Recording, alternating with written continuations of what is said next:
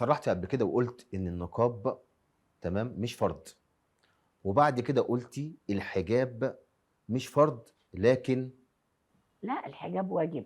واجب. انا قلت اه حاجه لكن الحجاب واجب. ليه ما قلتيش ان النقاب واجب زي الحجاب ما قلتي ان هو واجب؟ هو انا المفروض ان انا ما اتكلمش في موضوع النقاب والحجاب الحقيقه، النقاب بالذات يعني، لان انا اتاذيت كتير بسبب الكلام عن النقاب. النقاب، وتهددت بالقتل قبل وهددت كده. بالقتل ايوه.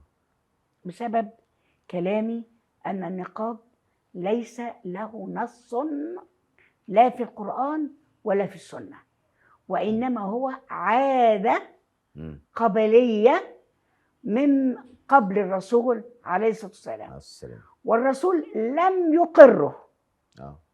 ولم يأمر به، وخاصة في أثناء طبعا الحج والصلاة زي ما احنا عارفين.